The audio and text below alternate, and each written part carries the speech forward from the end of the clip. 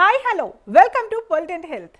మనలో చాలా మందికి ఉదయం లేవగానే వేడి వేడి ఇడ్లీలు లేదా కరకరలాడే దోశ పడాల్సిందే. ప్రపంచంలోనే one of the best and healthy breakfasts ఏమైనా ఉన్నాయంటే అది ఇడ్లీ దోశలే అని న్యూట్రిషనిస్టులు కూడా చెబుతుంటారు. కానీ రోజు ఇడ్లీలు దోశలు తింటున్నారా? లేదా రోజులో 2-3 సార్లు కూడా వీటినే లాగించేస్తున్నారా? అయితే మీరు ప్రమాదంలో పడ్డట్లే. అమృతం లాంటి ఇడ్లీ దోశలను కూడా అతిగా తింటే కొన్ని తీవ్రమైన ఆరోగ్య సమస్యలు వస్తాయని వైద్యులు హెచ్చరిస్తున్నారు.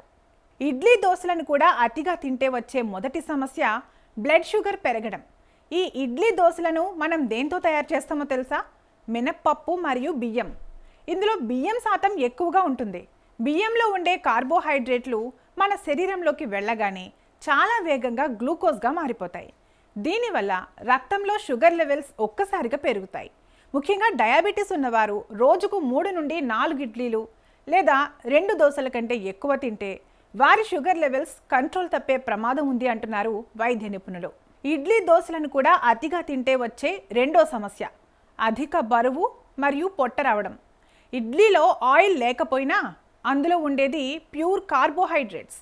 ఇక దోశ విషయానికి వస్తే హోటల్స్ లేదా బండ్ల మీద దొరికే దోశల్లో టేస్ట్ కోసం విపరీతంగా ఆయిల్ లేదా బటర్ వేస్తారు.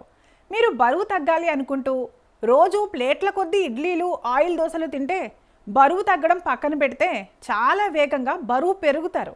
ముఖ్యంగా పొట్ట చుట్టూ కొవ్వు పేరుకుపోతుందని సూచిస్తున్నారు వైద్యులు. ఇడ్లీ దోశలను కూడా అతిగా తింటే వచ్చే మూడో సమస్య గ్యాస్, ఎసిడిటీ మరియు బ్లోటింగ్. మనకు ఇడ్లీ దోశ పిండి బాగా పులిస్తేనే టేస్ట్ వస్తుంది. అయితే బాగా పులిసిన పిండితో చేసిన టిఫిన్స్ ఎక్కువగా తినడం వల్ల కొంతమందిలో గ్యాస్, కడుపు ఉబ్బరం మరియు అసిడిటీ లేదా గుండెల్లో మంట వంటి సమస్యలు వస్తాయి. ముఖ్యంగా రాత్రిపూట దోశలు, ఇడ్లీలు ఎక్కువగా తినేవారిలో ఈ జీర్ణ సమస్యలు ఎక్కువగా కనిపిస్తాయని అంటున్నారు ఆరోగ్య నిపుణులు. ఇడ్లీ దోశలను కూడా అతిగా తింటే వచ్చే నాలుగో సమస్య న్యూట్రిషన్ ఇంబ్యాలెన్స్. మన శరీరానికి కార్బోహైడ్రేట్లతో పాటు ప్రోటీన్లు, విటమిన్లు, ఫైబర్ కూడా చాలా అవసరం. కానీ ఇడ్లీ దోశల్లో కార్బన్స్ ఎక్కువగా ఉండి ప్రోటీన్ మరియు ఫైబర్ చాలా తక్కువగా ఉంటాయి. మీరు రోజు ఇవే తింటూ ఉంటే శరీరానికి అందాల్సిన మిగతా పోషకాలు అందక నీరసం, అలసట వంటి సమస్యలు వస్తాయట. అయితే ఇడ్లీ దోశలు తినడం పూర్తిగా మానేయాలా అంటే అస్సలు అవసరం లేదు. కొన్ని చిన్న మార్పులు చేసుకుంటే వీటిని హెల్తీగా ఎంజాయ్ చేయొచ్చు అంటున్నారు ఆరోగ్య నిపుణులు. మరి ఆ మార్పులు ఏంటో ఇప్పుడు చూద్దాం. మొదటిది, సాధారణ వైట్ రైస్కు బదులుగా బ్రౌన్ రైస్, జొన్నలు, రాగులు లేదా సజ్జలతో చేసిన మిల్లెట్ దోశలు, ఇడ్లీలు ట్రై చేయాలి. రెండవది, ఇడ్లీ పిండిలో క్యారెట్ తురుము, బీట్రూట్ తురుము లేదా మునగాకు వేసుకుంటే ఫైబర్ పెరుగుతుంది. మూడవది, కేవలం కొబ్బరి చట్నీ మాత్రమే కాకుండా ప్రోటీన్ కోసం పల్లి లేదా పుట్నాల చట్నీ, విటమిన్ల కోసం సాంబార్ కలిపి తీసుకోవాలి. నాలుగవది, హోటల్ దోశల కంటే ఇంట్లో తక్కువ ఆయిల్తో చేసుకునే దోశలు మంచిది.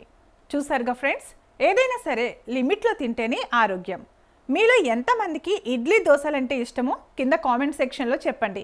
ఈ ఇన్ఫర్మేషన్ మీకు నచ్చితే వెంటనే ఒక లైక్ చేసి మీ ఫ్రెండ్స్ అండ్ ఫ్యామిలీ మెంబర్స్కు షేర్ చేయండి.